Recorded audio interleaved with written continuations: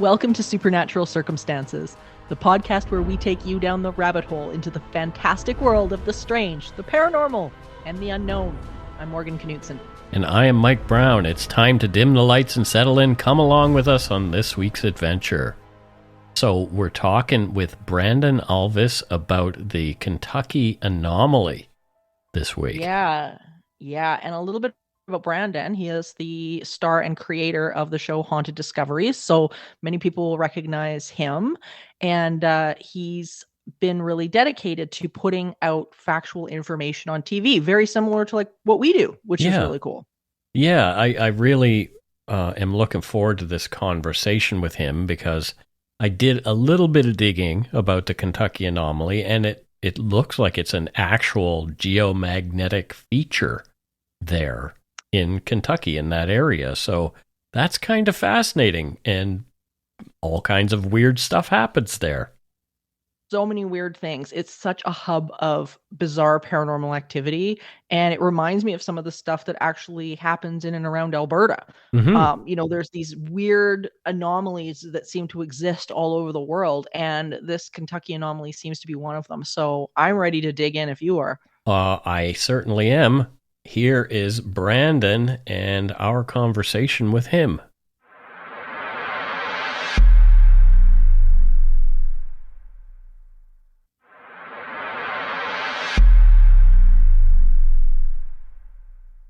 Brandon, this is great to have you, and I'm really stoked about this topic because I feel like I might be able to at least either add some information or learn some information. I always learn when we're doing these shows, but one way or the other, I'm stoked about this. Thank you so much for coming to talk about the Kentucky Anomaly and the weirdness around this subject. Well, thanks for having me on. This is great. It's a very interesting subject that I've been looking into heavily the last 2 years. So it's been very eye-opening, that's for sure. It's crazy because when you get online, the more you read about it, you kind of fall down this rabbit hole as to what it is and what it encompasses. It's really quite something. So for people who don't know about this is almost like the Bermuda Triangle of the South a little bit. There's the Kentucky Anomaly is in Somerset, but it's a part of two other locations. Can you talk about this a little bit? Yeah, absolutely. So the Kentucky Anomaly is a phrase that was coined by a study done in the 1970s by NASA and MagSat that actually looked into a geomagnetic and gravitational anomaly that is affecting parts of Kentucky as well as parts of Tennessee. And it actually bleeds out a bit further. And over the years, there's been more satellite imagery and more studies done where you can actually see it bleeds out further than originally thought. But this geomagnetic anomaly, as well as gravitational anomaly, perfectly lines up with a lot of the ghost sightings and high strangeness in general in Kentucky and Tennessee. So there's something to it. There's something strange happening, and a lot of eyewitnesses and witnessers over the years have had amazing experiences within that area. This hits home for me a little bit because I'm up in, well, both Mike and I are in Canada. I'm in Alberta, he's in BC. And we have in Alberta something that is somewhat similar. So I'm excited to have this conversation because I've had a lot of questions about this type of thing for a long time. And so many of the events that have happened in and around this area really mirror to me a lot of the things that have happened to me and some of my researchers here in Alberta. So this is exciting.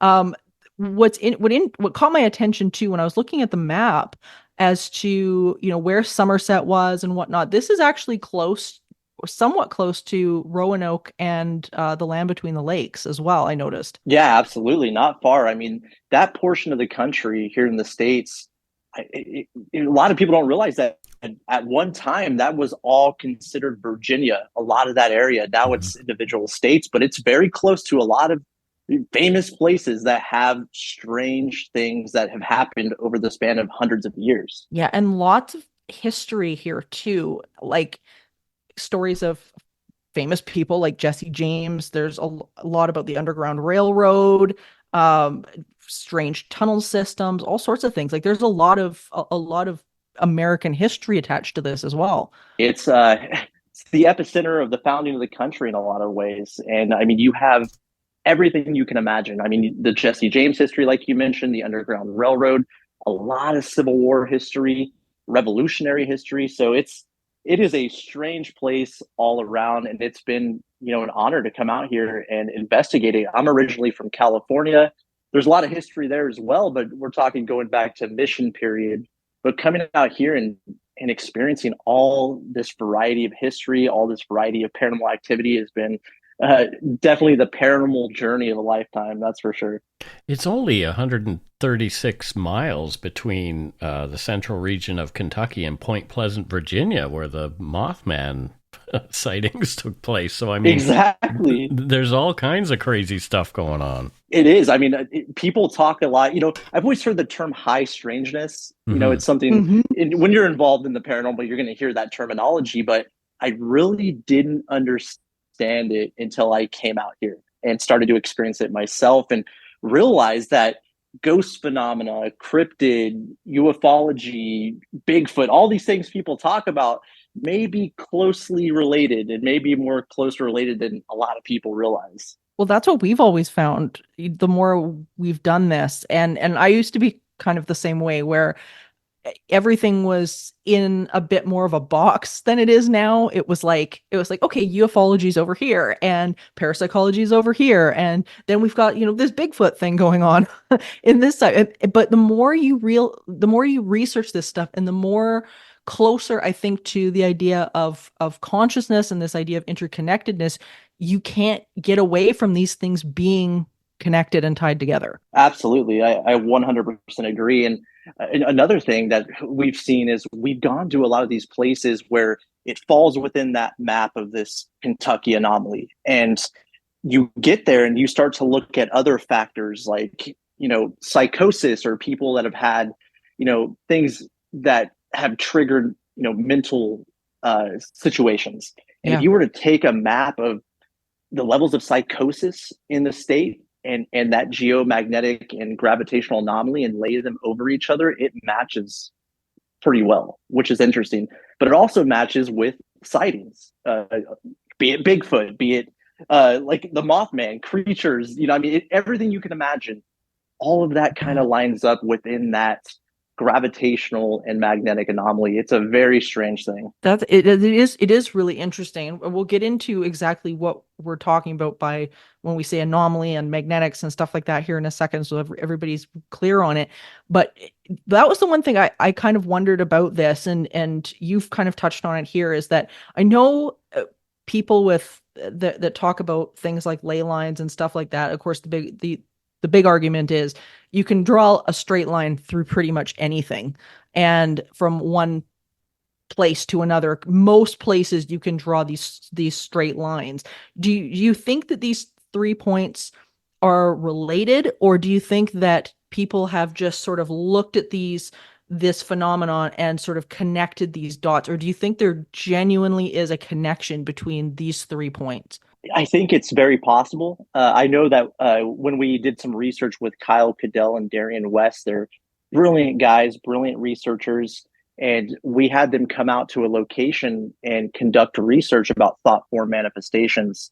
And they started to talk about ley lines specifically, and they talked about how the particular ley line that runs through this entire area in this Kentucky anomaly is also connected to Casadega, which is one of the places that's considered like one of the psychic capitals of the world. One of them, I know there's a multiple, but there's definitely something to it. I know that, like you mentioned, you could draw a straight line really through anything, but when you start to see a correlation like that with other areas that have an attraction to it when it comes to the paranormal, I mean, it's something you really can't ignore, I don't think. Yeah. Yeah. No, it's so fascinating because I know, like, with the skeptics out there, that's the often the argument that people get is, well, I can draw a straight line through all these things. Is this something that is just coincidence? I don't believe anything's coincidence. I think usually there's a reason for pretty much everything. But for you, you've got an interesting story with this, because you this kind of started as a real estate venture for you, and then you ended up in Kentucky. How did you get onto this? Well, my good friend Kevin Oddie, someone I've known for many years. Him and I met back in Los Angeles 15 years ago, and we both have always been involved in the paranormal and always been fans of anything ghostly.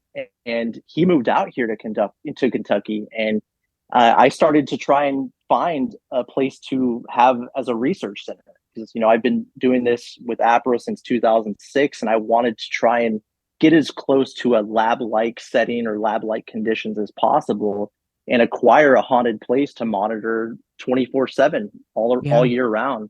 And he started to tell me that Kentucky was a very unique place and started to send me files about the Kentucky Anomaly and started to show me data he's collected throughout the state. And so I came out here, and that's how this whole thing started, is trying to find a location, and let alone in a place that many consider the most haunted state in America. And we started this whole thing in a place that many consider the most haunted neighborhood in America, and with Old Louisville here in Kentucky. So it's been interesting, and I've been lucky enough to investigate in 49 states in the country, and I can say in the last 2.5 years I've been doing research here. This place is definitely unlike any other state in the entire union. Oh, it's amazing. I would love to visit. It seems like it's just overflowing with like history and really strange strange things going on. So let's talk about some of the strange things that people are reporting here. Like what is making these spots such hot spots? I mean, we've got, I mean, massive legends in these areas like the Hopkinsville goblins and UFO sightings and whatnot, but the goat man for that matter. What have people been reporting to you? Like what stands out to you about these spots? I mean, a lot of what we do is in ghost research, right? But again, like I said, that all crosses over with a lot of these sightings. Sure. We've been down in Harlan, Kentucky recently, which is eastern Kentucky in the coal fields, and they have crazy Bigfoot sightings out there. I know shows like Expedition Bigfoot have been out there, and other shows have been out there to try and look into the Bigfoot type phenomena out there. But a lot of creature sightings, and a lot of times those creature sightings coincide with ghost sightings. It almost seems like, and this is a word that gets thrown a lot from people I've talked to, it almost seems like there's some kind of interdimensional element Yeah. related to it in some strange way. So I mean, you can think of a strange occurrence, from UFO sightings to Bigfoot to ghost sightings. They're happening most likely in almost every one of these small towns throughout the state, which is makes it a special place. Oh yeah, no, absolutely. So when you guys pull out the gear, pull out the equipment, obviously this is a there's some sort of magnetic issue going on, which is what keeps being documented, these strange electromagnetic fields and things like this. What have you found in that regard? Are you guys getting just strange spikes in readings? Like what's happening when you guys are out there? The biggest correlation we've seen is a trend between spikes and drops in barometric pressure correlating with photonic events and photons manifesting in said haunted places. And a lot of times we're seeing, when we capture these photon events on the EMCCD camera that we're using, there are either sharp increases or decreases in the barometric pressure in a location, which makes it really interesting because you hear a lot when people have sightings of what they believe to be ghostly phenomena. You hear about ringing in the ears or pressure in the ears when things like this happen, Sure. and we're seeing a correlation between that. And we've been very lucky to bring on Dr. Harry Clore. He's the first person in history to receive two PhDs simultaneously, and he got those PhDs in gravitational and magnetic anomalies, and those were the start of his PhDs. And we brought him out, and we've been very lucky to throw him in the field with us and try and capture as much quantifiable data as possible. We're trying to use technology that's adapted from other technical industries and trying to find data and information that can be looked at by a third party. And we've had some very interesting results with it. Oh man, I bet. So what is his take on this? What does he think is causing this? I know there's a massive quartz vein underneath a lot of these areas. Like what conclusions is he coming to, or if any, at this point? Yeah, he hasn't really come to any conclusions. Recently, we were lucky enough to work with a professor at a Western Kentucky State University, excuse me, who's a geologist, and we went down into some of the cave systems and tried to see if we could record this anomaly deeper in the earth. You know, all the quartz and limestone and calcite, and a lot of times that's all there to create the piezoelectric effect. If you think Yeah. about it, right? And we've been down into these caves and really haven't been able to document extremely higher levels of what would be the natural magnetic field. So So that's interesting because when we're strange. in a location like a place we just investigated in Perryville, Kentucky, which is the site of one of the bloodiest single day battles of the Civil War, we were in this home that was used as a field hospital, and a cave was literally right behind the house. And that cave not only runs directly under the house, but there's flowing water in that cave directly under the house. And when we went down into the cave, we weren't seeing anything abnormal when it came to the readings of the electromagnetic field. But there would be times in the night where we would have 25 to 35 milligauss spikes in the house. Jeez. So, and this house has no power, by the way. I should add that there's no power to the house. It was built in 1818, basically original to the day it was built. So there's something going on, and Dr. Clore sees that something's going on, but being the scientist he isn't jumping to conclusions. But the data definitely has been interesting. He's actually was able to document within the Carrick Parks house, this home in Perryville, Kentucky, where he actually recorded a tri-axis anomaly inside one of the rooms that had these huge shifts in micro Tesla units. So that was something that left him scratching his head and something he couldn't quite, put his finger on. It's just wild. And just for everybody that's listening, electromagnetic fields are often present when you've got either oftentimes old wiring in a house. You'll see spikes of that if the wiring's not protected properly. You'll see natural electromagnetic fields, which can be geological in nature. So these can come from various different locations. And what Brandon is explaining here so well is that none of these factors are present, which shouldn't these things shouldn't be there, period. This is it's very, very weird. And it's exciting for me because the very same phenomenon is happening here in Alberta, in central Alberta, that I've been looking into now for a good number of years, almost close to 10 years. And we see the exact same things that you're describing, where you will be out in these hotspot areas with a myriad of different types of phenomenon going on, everything from Sasquatch to dogman sightings to UFOs to what looks or seems to be types of hauntings, stuff like this. And same thing that you're talking about, you'll be out with uh, any sort of reader to monitor the environment, and you'll see these really strange anomalies popping up. And Mike, you were just out here just a few months ago and saw some of that at one of the burial grounds we were at. Yeah, we went to, well, we didn't know the burial ground was there. No. No, it was like you guys had seen what you perceived to be a portal at some point. Like Yeah, it was this I bright light.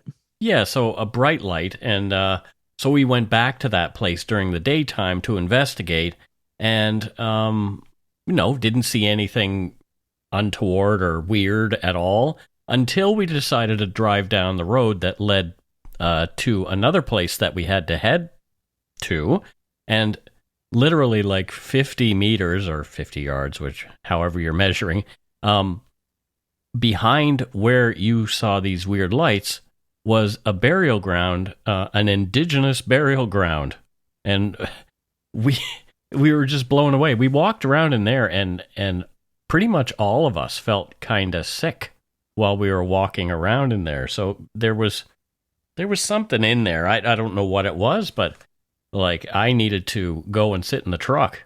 I was so unwell. Yeah, and we were getting the same thing, Brandon, that you're talking about. These spikes of electromagnetic fields, which explains the lightheadedness and the illness and all the, and there's nothing there. I mean, there's no power lines under the ground. You'd put the reader down and it would spike. You'd go back. The anomaly would be gone. Very, very strange. So yeah, I definitely can relate to what you're talking about.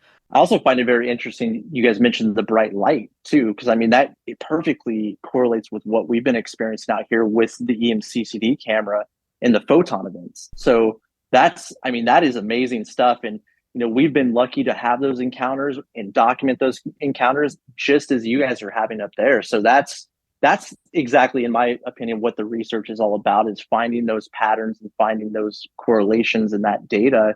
And if we can go to places like you're in and then cross-reference that to the data here in Kentucky, that to me is amazing. And that's the big step that I think would really, push the field forward in a huge way. I couldn't agree more. Oh, and then as I say, you're more than welcome to come on up and we'll take you out. It's a really interesting area. And like honest to God, I mean, I've been doing this for over 20 years and I have never in my entire career of parapsychology seen anything like this. I had three people, sorry, with me at the time, and it was pitch black. This is a country area, so I mean, there's nothing, there's no lights, nobody around, and this light, I can only describe it as what you'd kind of envision in sci-fi to be like a portal. We thought it was like an almost like an insanely bright LED light, except it grew and grew and grew. And we spent our whole time staring at this. Our brains were trying to figure out what we were looking at. And it was the strangest thing. And it disappeared as fast as it showed up.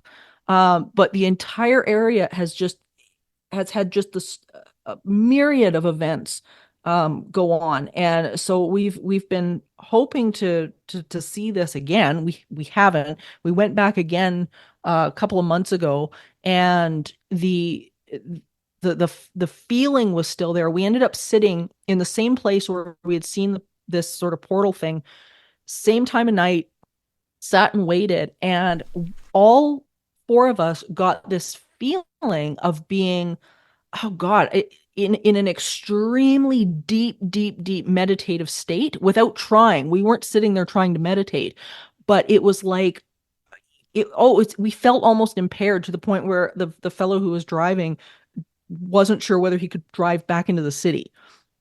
And it was so, Wow. yeah, so something was happening, something was going on, and like EMF meters were pegging, and it was just wild. But so yeah, this is why I was really excited to talk to you about this today.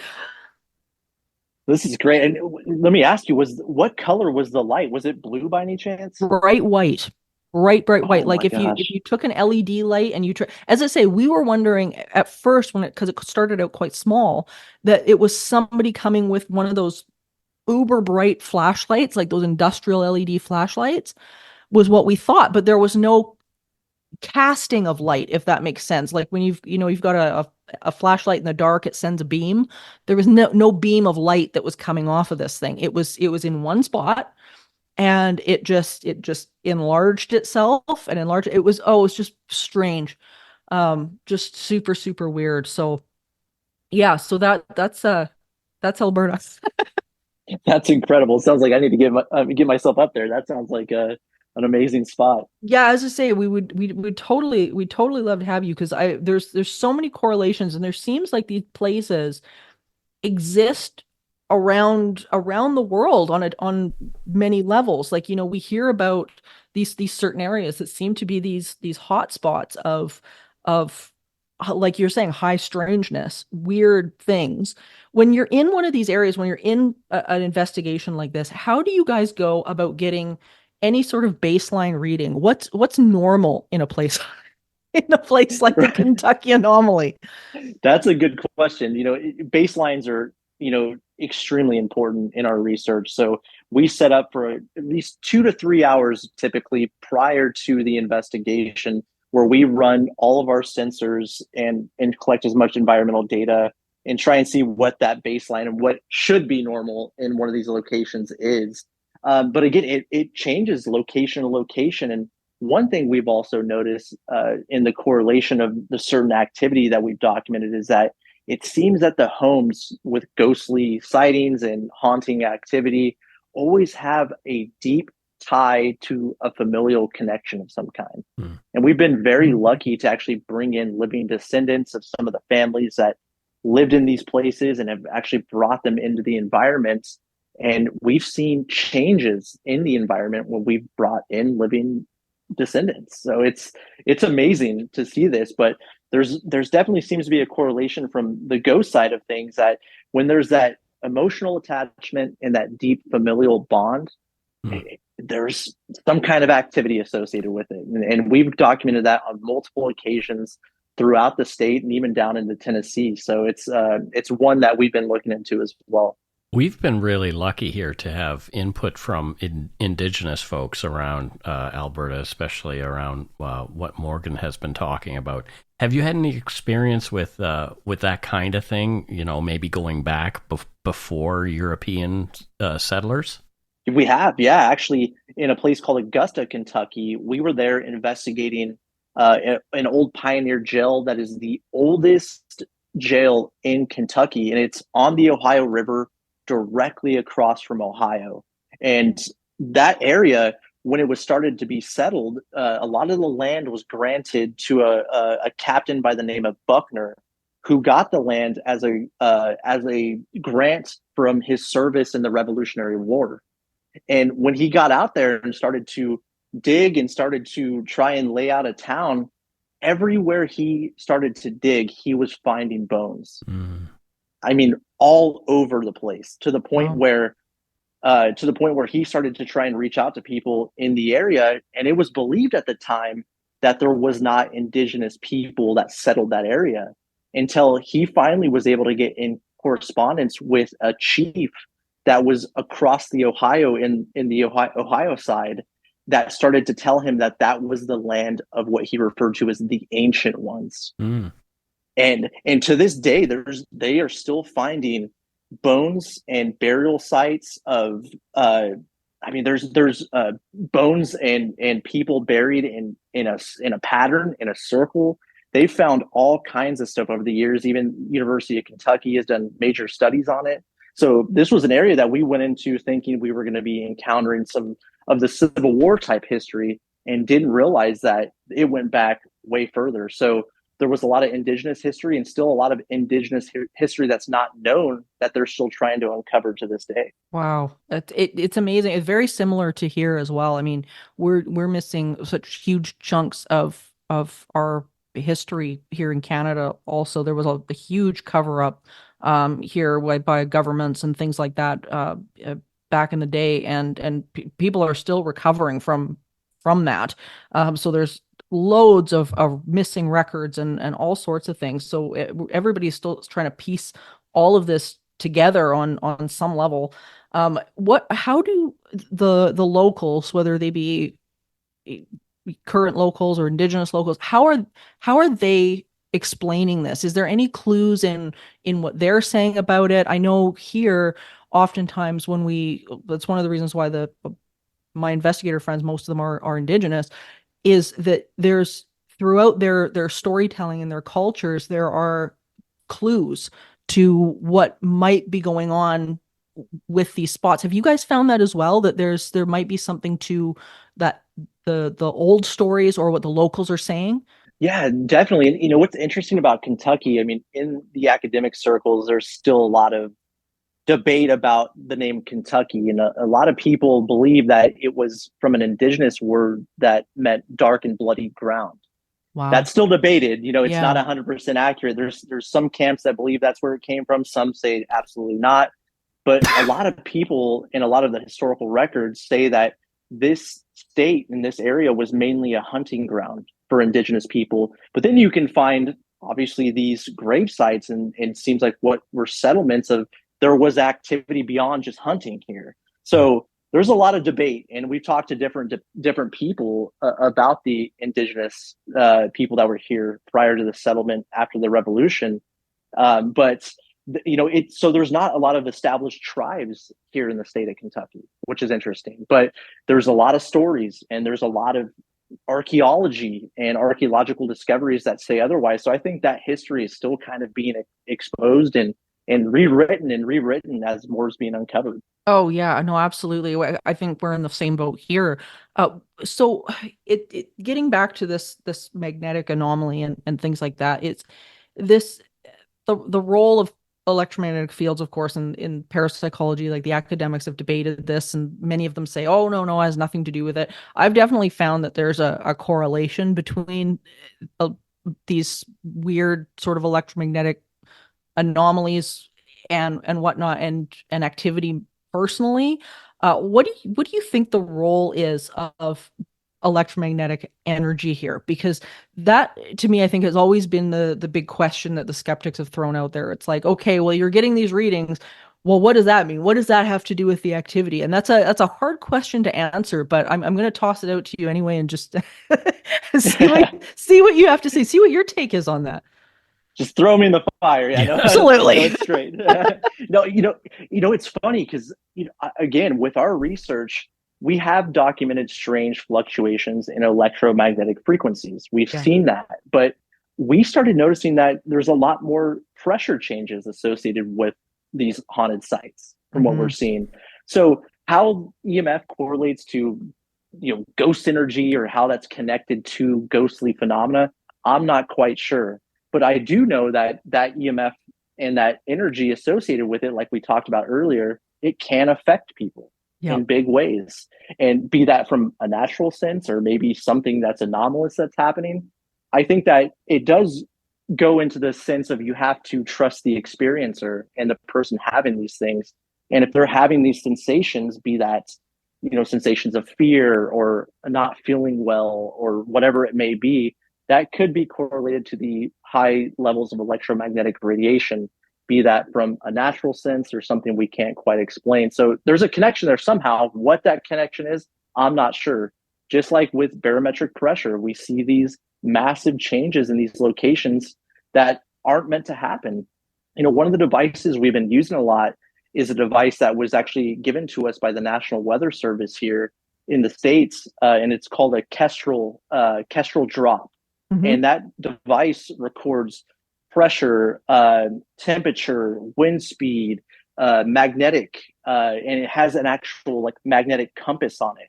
And we've actually seen that magnetic compass change 10 degrees with no natural cause with huge spikes in barometric pressure. So Wow. again, what does that mean? I'm not sure, but it is in the exact area where eyewitnesses and experiencers have had things happen for decades. So there's definitely something to it. Oh yeah, no question. I mean, there's so much about this field I think that we don't understand, and there's a lot of I don't knows in there. I mean, it's just the way this field is. We really are, no matter where you sit on the timeline or within the research field, whether it be field research or academic or whatever, that I think people they want a solid answer. They want to, well, this is what it is. And that's just not how this stuff works. It's a matter of just collecting data and it's seeing where the relationships are, just like what you're saying is uh, what can we pull together when we're experiencing this and we're looking at people's encounters and so on and so forth. What do you think is tying these phenomenon together? Because here we've got UFOs, we've got Sasquatch, we've got hauntings. Do you think that people are just experiencing a lot of these things and roping it together, or do you think this phenomenon is somehow interconnected? I think it could be interconnected. And, I've been doing this since 2006, active in the field. And I was always kind of like we talked about earlier, there's those like in the box type of thinking, Totally.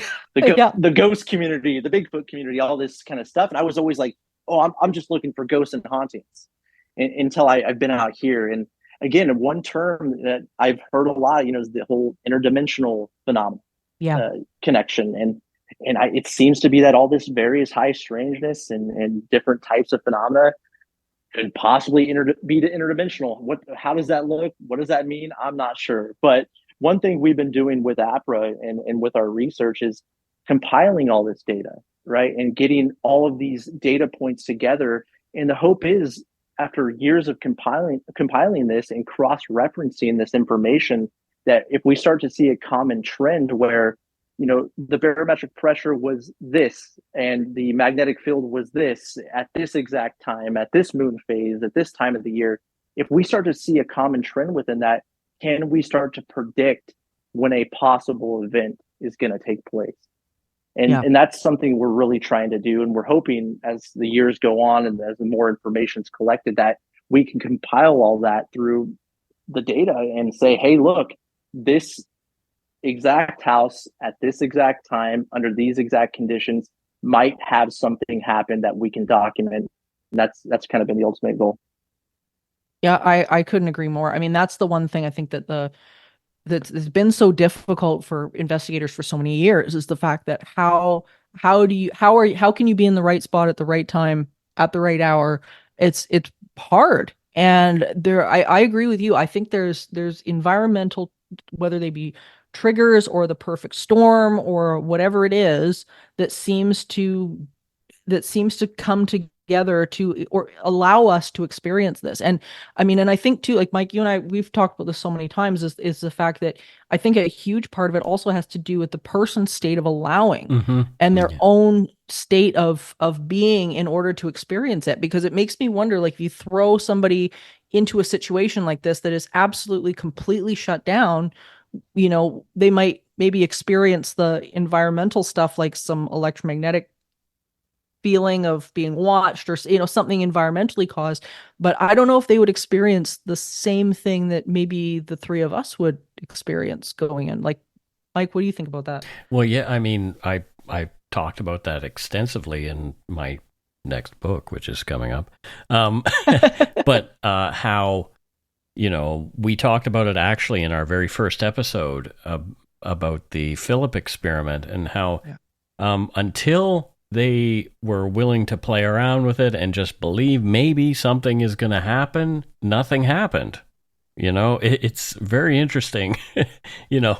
And then people will say, well, then it's confirmation bias, blah, blah, blah, blah. But it seems to be the only way that things happen is for you to actually believe that something is happening or possible. Absolutely. And one thing that Dr. Clore always talks to us about a lot, and we've been very lucky to have him as a mentor when it comes to scientific collection of information and really trying to stick as close as we can to scientific methodology, is that, as we know, the observer affects the environment and the observer affects the experiment. So definitely the observer has a lot to do with the situation, the experiences, and the scenario. Mm-hmm. We've just seen that over and over again. And I mean, the more I think parapsychology drills down on this phenomenon, the more this factor keeps coming up, is that it really comes back to again, consciousness and what we're able to perceive, and all of these things. I know for me, like you, Brandon, I was so much in those individual categories for a number of years, where everything seemed to be just, yeah, I'm just, not really a cryptid person, or I'm not really a UFO person. And I've had to really shift that. And what shifted that for me was my experiences with Dogman. Completely and utterly changed how I was viewing this stuff. And because I mean, it's just experience that you can't ever forget. And it's absolutely changed my life. It's changed the direction of what I've done over the years, career wise, and everything. I wouldn't trade it for the world. And when you realize that, I think there's these areas that are so special, as as many people find them terrifying and frightening and all these things. To me, these areas are such important gems that they need to be preserved. They need to be cared for, because there seems to be, whether these things are coming through interdimensionally, or this phenomenon is being generated by something environmental, whatever is going on, there's something special about these areas that, to me, they are just, I don't know, I leave these areas feeling like I've just experienced a gift. I don't know what's your take on that? Yeah, no, absolutely. And like, just like you mentioned, having your experience with Dogman, right? We were just down in Harlan, Kentucky, in the coal fields, and we were down there to look into hauntings, and specifically the conflicts that were also always known as Bloody Harlan and the uprisings with Union Wars and all this crazy stuff that happened over the years. And we were sent up to this property up on the top of a mountain. It was like a 45-minute off-road trek to get up to this cabin that was on top of this mountain that had this old archaic cemetery up there with handmade headstones from the RC coal camp going back from the 1800s. And we were up there because there was all these hardened coal miners that, I mean, these guys are in the mines for hours and hours and hours a day. They're not really afraid of much, you know? Yeah. And they were just terrified to be on this property because they were seeing this woman in white, which, you know, as you guys well know, is one of the most common ghost sightings around the world. Right. So we're up there and we're literally in the middle of nowhere at the top of this mountain. And Mustafa and I and our director of photography, Kendall Welpton, were up there conducting the EMCCD session in the woods, shooting towards this cabin.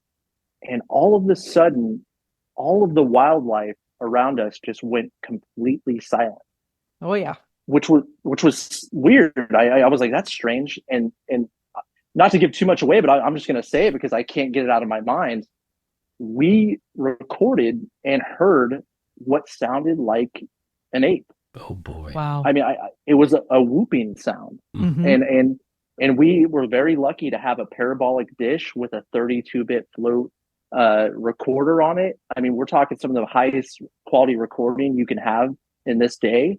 Yeah. And we perfectly documented with a great digital footprint the sound of what sounds like a primate in Harlan, Kentucky. Yeah, right. Which doesn't make any sense. And I'm up here looking, I thought I was here for the lady in white. Yeah. You know?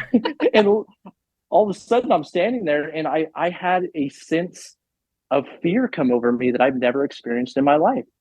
I've never heard every aspect of wildlife sounds you can imagine just completely go silent.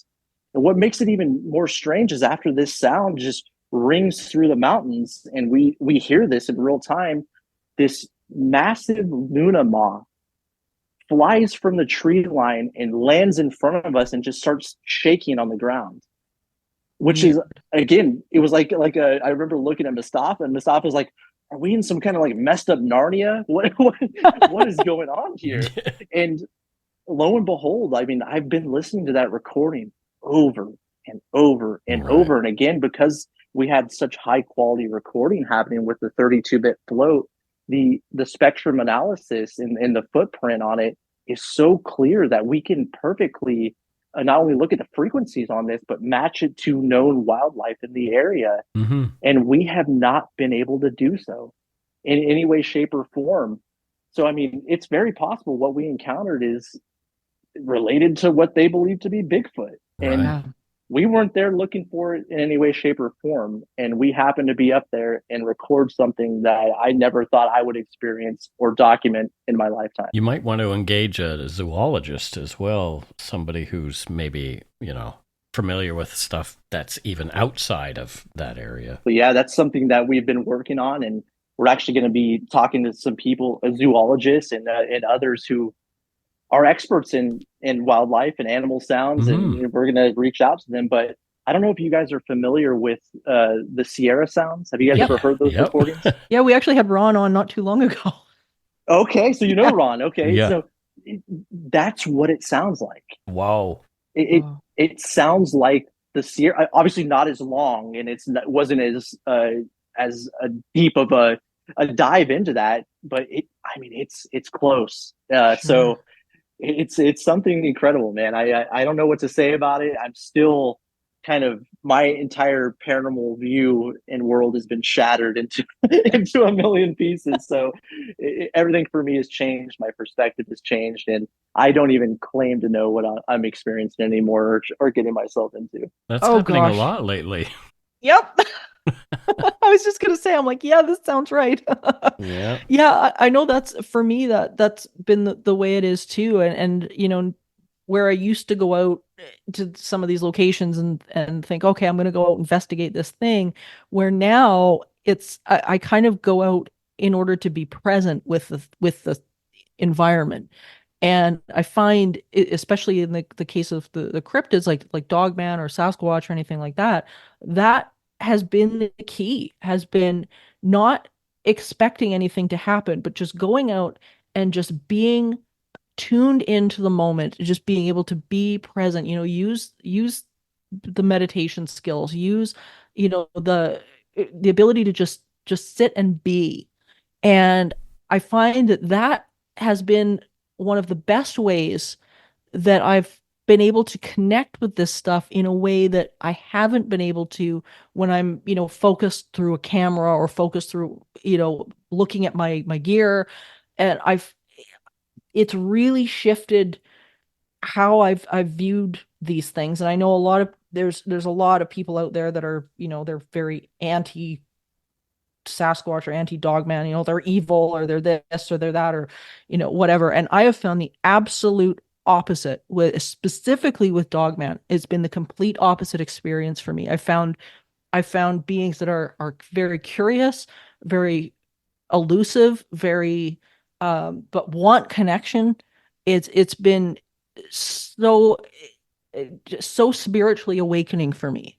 Hmm. And I don't know, like it's really cool. And it's exciting to me, Brandon, that you got to have that experience with the whooping, because it changes your life. It really does. Yeah, it does. And ever since that experience, and I've been reaching out to all these people that specifically research that type of phenomena, and I'm seeing the like within, we talked about factions and camps before, and it seems like within the Sasquatch, Bigfoot, whatever terminology you want to use, that there seems to be people that, oh, it's a unfound primate, and then there's people like, oh, no, it's spiritual in nature. So Yeah. I'm sitting here like, whoa, hold on. Like, it's just opening up all these different ideas I've never experienced. And it was funny, before having this experience, I was down at the International Paranormal Research Museum in Somerset, Kentucky, which is ran by Kyle Cadell. And they have all these really cool different posters and gifts in their gift shop. And I bought this kind of spoopy poster. It was like Beasts of the Bluegrass. You know what I Mhm. mean? I was like, oh, this is cool. I'm going to Yeah. put this in my office. This is kind of like, this is cool. And ever since I had that experience, I find myself staring at this map of the Beast of the Bluegrass, going, "Oh my gosh, this! Yeah. I think this is real." So it's been fun, but it's been really interesting to hear the different ideas and theories behind it, and that's one thing that I've been wanting to hear about people that believe it. This phenomenon is spiritual in nature. Then some people believe it's a physical, animal. So it's been eye opening for sure. Well, I think the mistake that people tend to make is they think that it's spiritual, something is either spiritual or physical, and everything is spiritual. I mean, we're spiritual. These things, dogs and cats. I mean, we're all on that continuum. And I think when you sort of pull this back into the realm of everything is consciousness, it begins to make a little bit more sense, where it's like everything is fitting onto that spectrum. And I've found just over the years that it always comes back to that. It always comes back to this, you know, maybe some of these places like the Kentucky Anomaly allow us to tune in and tap in a little bit easier. I don't know what it is, but it's like everything that we're encountering, even, this each other is a spiritual being at the core. And, how far on that spectrum we all are is a whole other no other conversation. But I think that's, what this, for me, that's what this comes down to, is that this is that, we it's a deeper look at ourselves at the end of the day. So, Brandon, thank you so much for being here and talking about this with us. This has been so great, and it's just been wonderful to have you. Oh, thanks for having me on. This has been a fun conversation, and definitely out of my comfort zone in some ways with talking about some of these things. And I haven't publicly talked about that experience yet, so it's been fun to share it with you guys. It's been a pleasure. Thanks, Oh, I'm Brandon. so I'm so glad. Yeah, and you have to tell everybody where they can watch Haunted Discoveries, because this is a show done for investigators by investigators, and I think it's really brilliant. It's about time something like this has come up. So tell people where they can watch it, because it's a great show. Yeah, you can watch it currently on T&E in Canada, and that's airing the third season Fridays at 8 p.m. And then You can watch here in the US, you can watch in the UK, Ireland, New Zealand, and Australia on Haunt TV. So it's been fun, it's been exciting, and we're excited for the third season. Oh, totally. There was a marathon here of it just the other day, so it was pretty cool to see it on T&E. It was all day. It was one of my shows, Paranormal 911, and then Haunted Discoveries was right after it. It was really it was great to see it on there. Awesome. Yeah, it was really really cool. So Brandon, thank you so much, and we will do this again if you're willing to come back, and I extend an invite to you to Alberta. If you're Absolutely. I'd yeah, love if to. that sounds good. We'll make some plans at some point, and we'd love to have you. That'd be fantastic. I appreciate you guys having me on.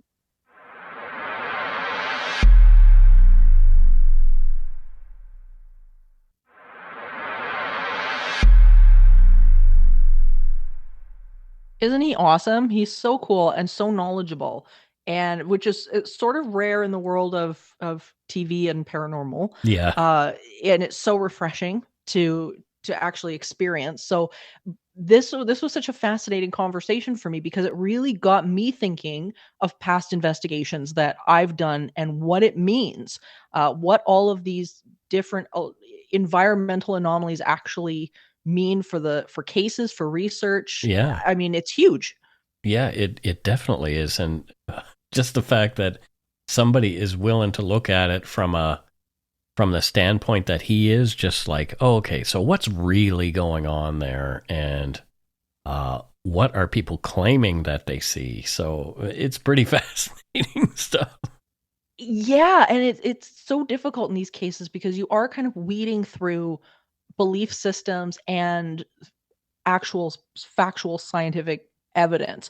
And what I love about what Brandon does is that he's not afraid, first of all, to bring on people that are the best in their fields Mm-hmm. throughout the scientific community to actually start to look at what this is. And I found it so interesting that first of all that when they began to dig to look for any possible underground features, because I think that's where everybody's head goes Mm-hmm. when it comes to electromagnetic fields and things like that, the signal gets weaker, Yeah, which says interesting. that this is something in the environment. Like this is really strange. Yeah, like what's creating it if it's not underground, and if it's not actually like it's geographical, but it may not be geological, which is kind of fascinating. It's so interesting. So this is going to be something that I know you probably will too. Is definitely something to follow up on as this progresses, because I have a funny feeling that this is going to really start to change how many investigations are conducted, both on the geological level, but also just on the parapsychology level. I mean, if we've got these different anomalies within the environment, what does this mean for a case that's a haunting or something like that? We have to start looking at some of this stuff differently. Mm-hmm. Yeah, definitely. And what I like about Brandon's approach is that whole idea of ruling out the physical first. Like, what are the physical possibilities? That indicates to me a good parapsychologist is somebody who wants to rule out all the actual possibilities, rather than just saying, well, that made a noise, so it's probably a ghost. You know what I mean?